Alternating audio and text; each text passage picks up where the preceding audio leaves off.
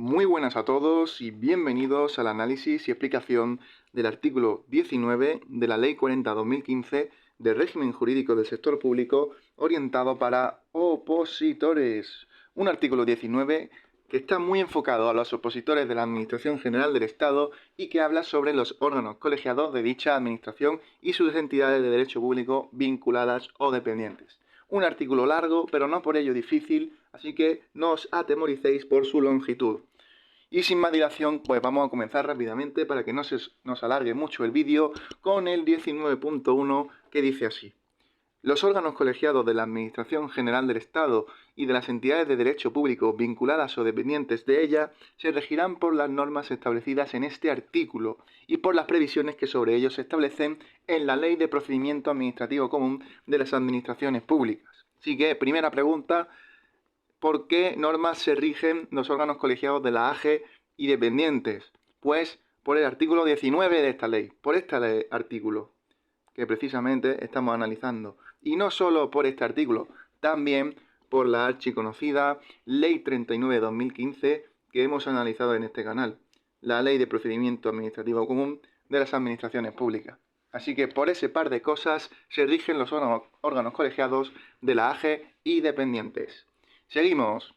19.2. Hablamos sobre el presidente de los órganos colegiados que tiene una serie de funciones. Dice así, corresponderá a su presidente a ostentar la representación del cargo. Así que vamos a ir explicando la función según el apartado en el que estemos. Ostentar la representación significa que el presidente actúa en nombre del órgano colegiado ante otros órganos, instituciones o personas, cuando sea necesario para cumplir con los fines del propio órgano. Así que es el que tiene la representación del órgano. B. Acordar la convocatoria de las sesiones ordinarias y extraordinarias y la fijación del orden del día, teniendo en cuenta en su caso las peticiones de los demás miembros, siempre que hayan sido formuladas con la suficiente antelación. Así que, acordar la convocatoria, decidir que haya una convocatoria de todas las sesiones, así que vamos a subrayar solo sesiones, tanto ordinarias como extraordinarias. Y también fija el orden del día.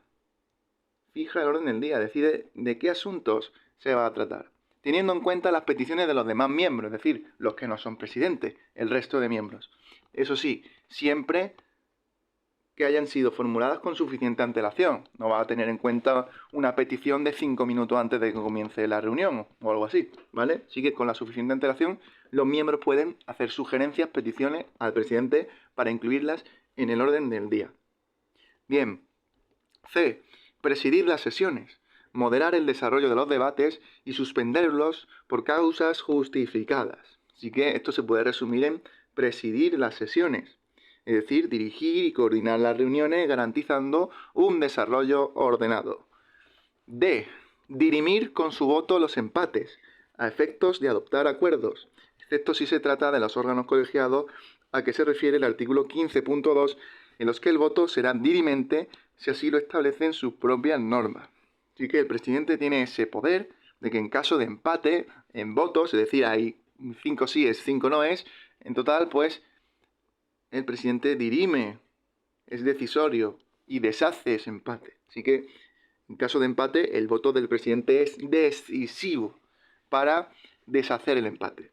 Excepto si hablamos de los órganos colegiados sociales, del 15.2, que ya lo conocemos, que dice que habrá que ver sus propias normas. Si lo dicen sus propias normas, pues el voto es dirimente. Si no lo dicen, entendemos que el voto no es dirimente. Bien, seguimos con el E. Asegurar el cumplimiento de las leyes. Pues algo muy genérico y que implica velar porque las actuaciones del órgano se ajusten a la normativa. F. Visar las actas y certificaciones de los acuerdos del órgano. Así que visar actas y certificaciones de acuerdos. Significa que el presidente debe verificar y validar estos documentos que reflejan los acuerdos tomados en las sesiones. Así que es como ponerle el sello de OK, visto bueno por parte del presidente. Eso es visar. Y G. Ejercer cuantas otras funciones sean inherentes a su condición de presidente del órgano. Así que ahí nos subrayamos, ahí puede entrar cualquier cosa. Así que ya sabemos las funciones del presidente de los órganos colegiados de la AGE y dependientes. Seguimos hablando del presidente y el siguiente párrafo dice así: en caso de vacante, ausencia, enfermedad u otra causa legal, el presidente será sustituido por el vicepresidente que corresponda y en su defecto por el miembro del órgano colegiado de mayor jerarquía, antigüedad y edad por este orden. Así que el presidente no está. Vacante, ausencia, enfermedad u otra causa. ¿Quién entra a sustituirle? El vicepresidente. ¿Qué pasa si no hay vicepresidente? Es decir, en su defecto.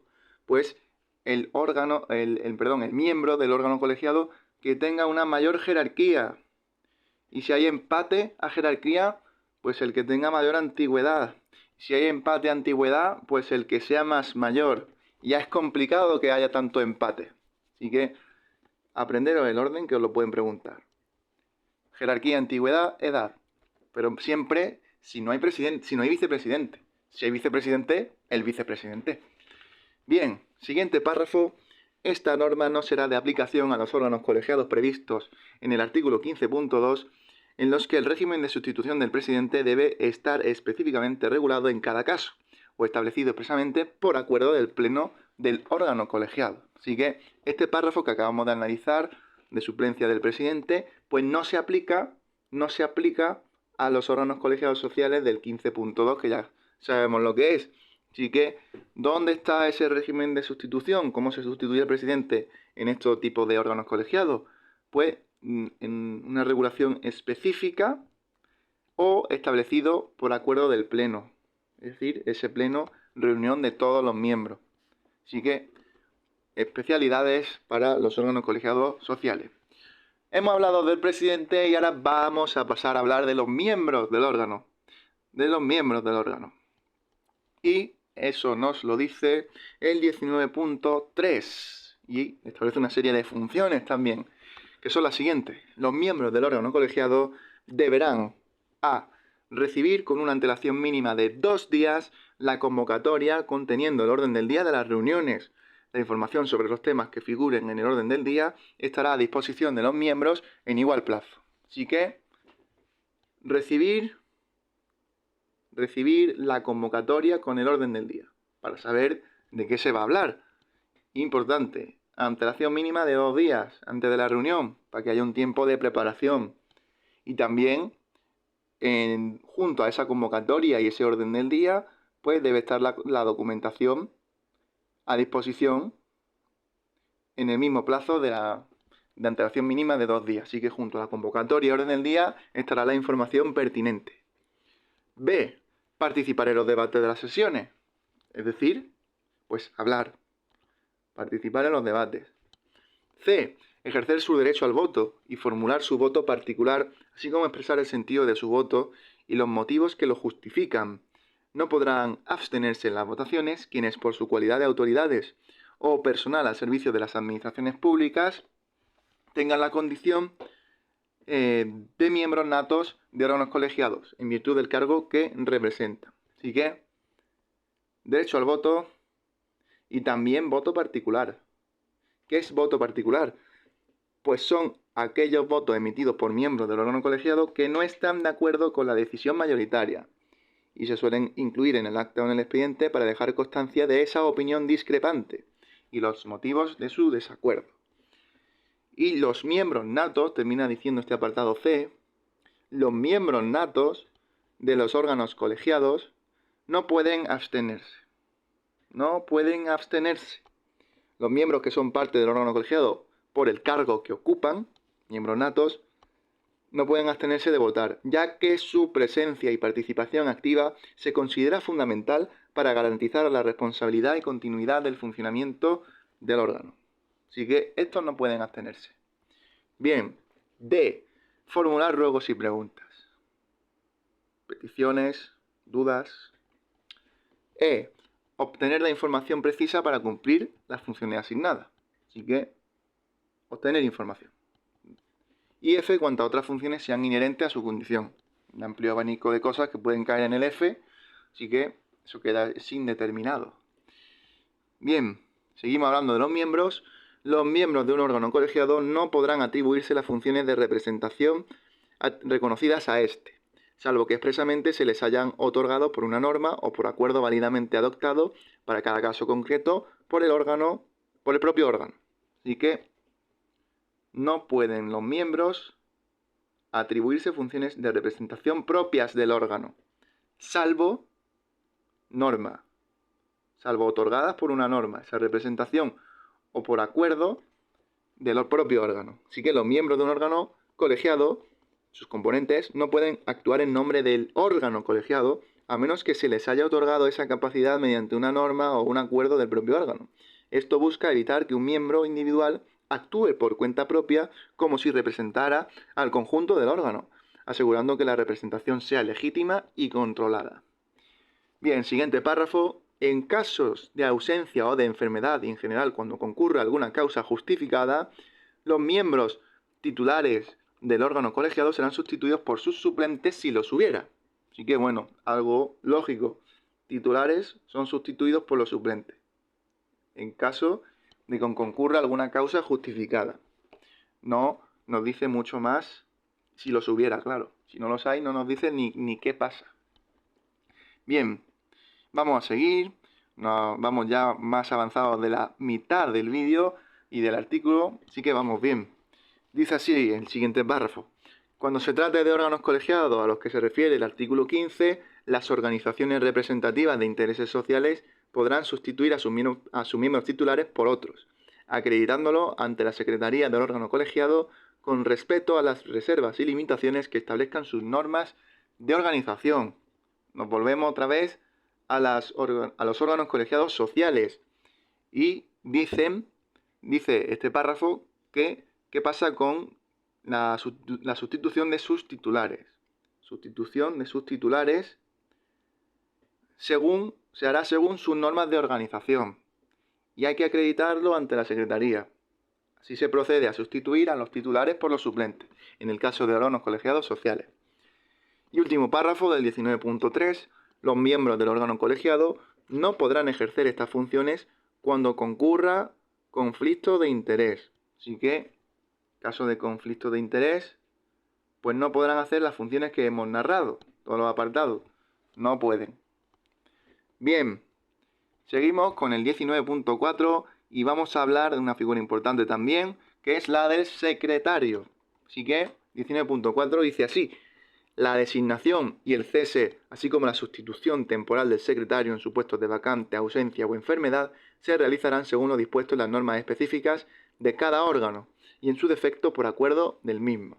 Así que, casos de nombrar al secretario, de echar al secretario o de sustituir al secretario de forma temporal, pues hay que ver las normas específicas del órgano colegiado. ¿Y qué pasa si no hay? Pues habrá que tomar un acuerdo, habrá que hacer un acuerdo de cómo sustituir al secretario. Y ahora nos habla el 19 de funciones del secretario, y en concreto son las siguientes. Corresponde al secretario del órgano colegiado a asistir a las reuniones con voz pero sin voto, y con voz y voto si la secretaría del órgano la ostenta un miembro del mismo. Así que entendemos que si el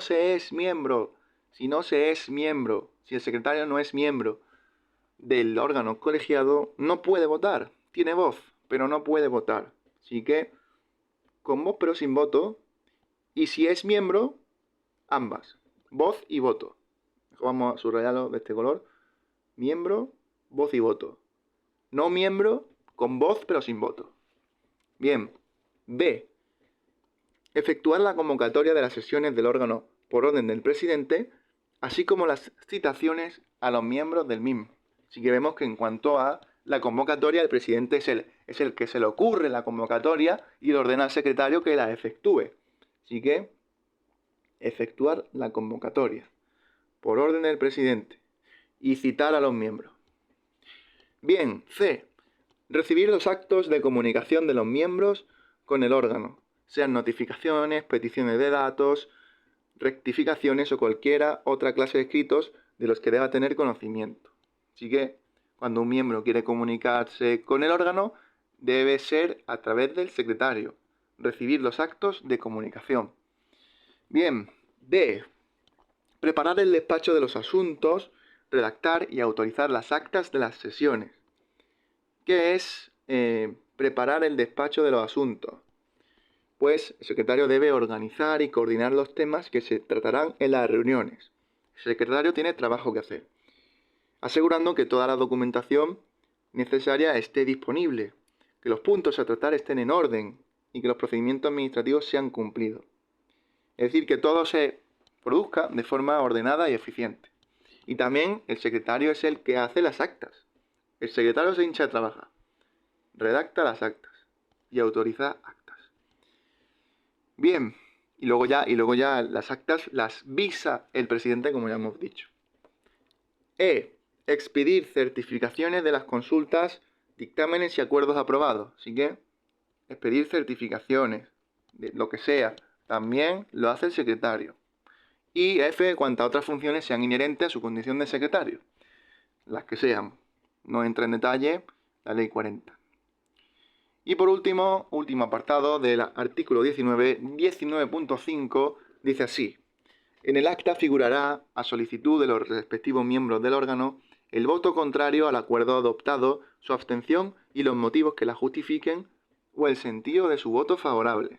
Así que esto es a solicitud de los miembros. Esto no debe figurar por defecto, solo a solicitud de los miembros. Pues en el acta, a solicitud de los miembros, si los miembros quieren, pues podrá figurar el voto contrario, esos votos particulares más o menos. Su abstención también puede figurar, si lo quieren los miembros, y sus motivos, y también el propio sentido del voto favorable. Incluso cuando es favorable, también puede figurar en el acta el sentido del voto, el por qué se ha votado sí. Siempre todo esto es a solicitud de los miembros. Bien, seguimos. Asimismo, cualquier miembro tiene derecho a solicitar la transcripción íntegra de su intervención o propuesta, siempre que, en ausencia de grabación de la reunión aneja al acta, aporte en el acto o en el plazo que señale el presidente el texto que se corresponda fielmente con su intervención, haciéndose así constar en el acta o uniéndose copia a la misma. Así que, otra posibilidad para los miembros, eso sí, siempre que no exista grabación, siempre que la sesión no haya sido grabada, pues tiene el miembro derecho a solicitar la transcripción íntegra de su intervención o propuesta, es decir, de lo que lleve a la mesa, siempre que aporte el texto, aporte en el propio acto o en el plazo que señale el presidente, siempre que aporte el texto que se corresponda fielmente a su intervención, es decir, tiene una intervención preparada, un texto preparado, lo ha leído en el órgano colegiado y luego se lo entrega al órgano y solicita pues que conste en acta la transcripción íntegra y literal. Pues ese texto tiene que corresponderse fielmente a la intervención, a lo que se habla. Y luego haciéndose así constar en el acta, uniéndose copia a la misma. Así que, importante ese derecho de solicitar transcripción íntegra, siempre que no haya grabación. Seguimos. Los miembros que discrepen del acuerdo mayoritario podrán formular voto particular por escrito en el plazo de 2 días, que se incorporará al texto aprobado. Así que se va a aprobar un texto, ha habido mayoría, se ha aprobado el texto, pero estos miembros discrepantes pues quieren que se incorpore su voto particular, su opinión discrepante al texto aprobado, para que quede constancia de que no estaban de acuerdo. Y a lo mejor el futuro les da la razón a lo que no estaban de acuerdo. Así que, para ello, pues formulan un voto particular para que se incorpore al texto aprobado en un plazo de 2 días. Así que, de nuevo, plazo de 2 días. Y los plazos son de 2 días en este artículo. Truquito para que no se olvide. Bien, siguiente párrafo, penúltimo. Las actas se aprobarán en la misma o en la siguiente sesión, pudiendo, no obstante, emitir el secretario certificación sobre los acuerdos que se hayan adoptado sin perjuicio de la ulterior aprobación del acta. Se considerará aprobada en la misma sesión el acta que, con posterioridad a la reunión, sea distribuida entre los miembros y reciba la conformidad de estos por cualquier medio de que el secretario deje expresión y constancia. Así que Esta regla de la aprobación de las actas pues sigue la norma general. ¿Cuándo se aprueban las actas? Pues en la misma o en la siguiente sesión. Las actas se aprueban en la misma o en la siguiente sesión. No obstante, antes de que se apruebe el acta, pues el secretario puede emitir certificación de acuerdos. El secretario puede, antes de que se apruebe el acta, emitir certificación de acuerdos. Posibilidad. ¿Y cuándo se considera aprobada en la misma sesión el acta? ¿Se considera aprobada en la misma sesión? Vamos a subrayarlo de este color mejor. Pues cuando sea distribuida entre los miembros y reciba la conformidad en un medio que deje expresión y constancia de esa conformidad. Así que distribuida y conformidad. ¿Vale? Bien. Y por último, último párrafo, en las certificaciones de acuerdos adoptados emitidas con anterioridad a la aprobación del acta, se hará constar expresamente tal circunstancia. Así que lo que veníamos diciendo en el penúltimo párrafo al principio, esa certificación de acuerdos, aunque no se haya aprobado el acta, es decir, antes de aprobar el acta, pues en esas certificaciones con anterioridad, podríamos llamarlas certificaciones de acuerdo con anterioridad, pues se hará constar. Constará que el acta no se ha aprobado aún. Pero en la certificación de acuerdo vendrá, pero vendrá diciendo que el acta aún no se ha aprobado. Así que sin más, queda analizado este larguísimo artículo 19. De nuevo, insisto, esto es muy especializado para opositores de la Administración General del Estado, ya que nos habla sobre órgano colegiado de la AGE y entidades de derecho público vinculadas o dependientes. Así que sin más, nosotros nos vemos ya en el próximo vídeo, que será el del artículo número 20. Un saludo.